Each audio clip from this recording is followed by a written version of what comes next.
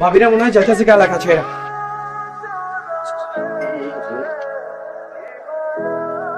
দেখা হবে। ধ্যাৎ।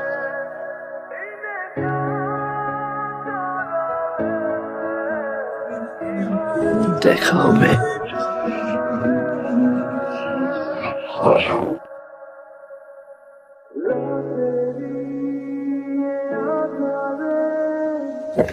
আসসালামু আলাইকুম।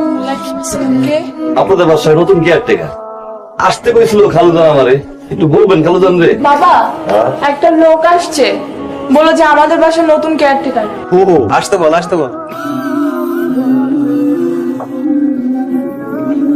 রমিজ ভাই আপনার কথা কইলো। ঠিক আছে ঠিক আছে বাবু, বসো না, বসো বসো। তুমি থাকো কোথায়? রমিজ ভাইয়ের বাড়ির পাশে আমার বাড়ি। মীরা, ওই একটু বুঝিয়ে শুনিয়ে দিতে হবে। আপনার এত বড় বাড়ি দেখাশোনা করার জন্য ফাইনাল একজন কেয়ারটেকার পাওয়া গিয়েছে। হ্যাঁ, কার জন্য নিজের রাষ্ট্র, কার জন্য এগুলো করি চিনেই না, দেখি না জীবন কপাল আমার।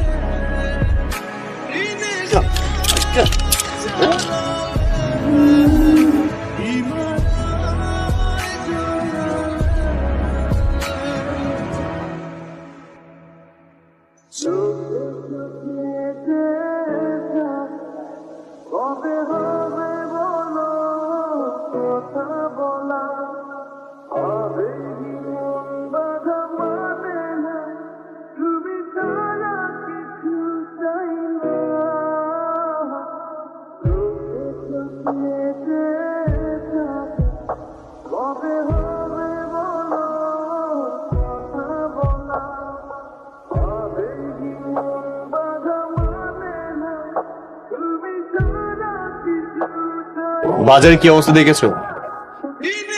নাও। না ভাইয়া, আরে নাও, যা খাবার এখানে খেয়ে যেতে হবে, বাসে যেতে আর খাওয়া সম্ভব না। আপনি কিন্তু মানুষটা অনেক ভালো। আপনাকে সম্পর্কটা কি অনেক দিনের?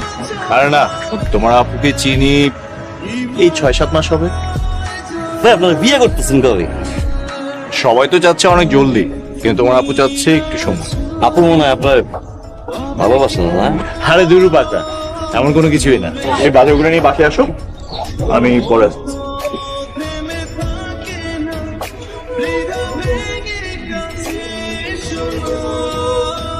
আপু কি করেন? গল্প লিখছিলাম, কিছু বলবেন? আপু একটা কথা বলি, বলেন না। আপনি কি সত্যি বিয়ে করবেন? এটা আমার পার্সোনাল ব্যাপার নয়, আপনি কেন জিজ্ঞেস করছেন? এমনি আমার একটা গল্প আছে, শুনবেন আপা? বলেন।